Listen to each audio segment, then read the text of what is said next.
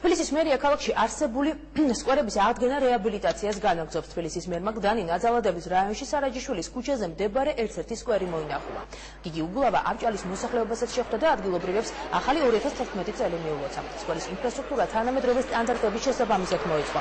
პროექტის ფარგლებში უკვე აღდგენილია 30 სკვერი, სადაც თბილისელებს შესაძლებლობა აქვთ თავისუფალი დრო კომფორტულად და უსაფრთხო გარემოში გაატარონ.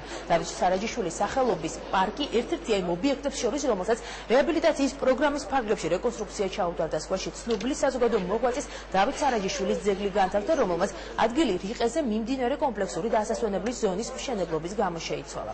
პარკების რეაბილიტაცია გაგრძელდება და უახლოეს მომავალში თბილისის აღმაშენებლის გამზირზე კიდევ ერთი ადგილი შეემატება, სადაც სპორტული ინფრასტრუქტურა მოწყობა.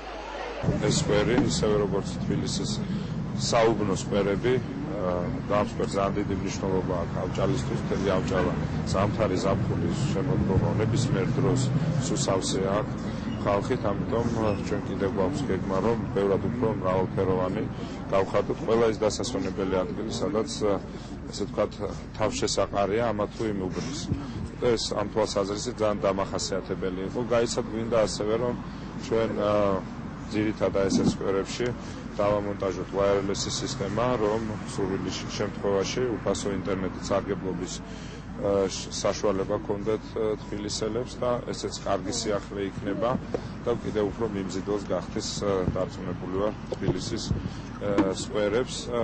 გაიცად ჩვენ ასევე გვაქვს თბილისის თითქმის ყველა უბანში გვინდა რომ დავასრულოთ ძირითადი ესე ვთქვათ ის ინფრასტრუქტურა, რომელიც თბილისელების და ბავშვების დასვენებასთან არის დაკავშირებული. მე ვფიქრობ ძალიან კარგი გამოვიდა, საკმაოდ თანამედროვე არქიტექტურა არის და მე ვფიქრობ თვითონ ამ რაიონის მოსახლეობის ერთ-ერთი საყვარელი ადგილი გახდება მომავალში, იმიტომ ფაქტობრივად ყველა ფერი ისაც საჭიროა ნორმალური დასვენებისთვის, ისე ჩვენმა ბავშვებმა თავი უსაფრთხო და კარგად საქმიანი ყველაფერი ამის. ადრე უფრო არ იყო ესეთი კაი პარკი, ეხა უკეთესია და უფრო ბევრს გავერთოვით ყველა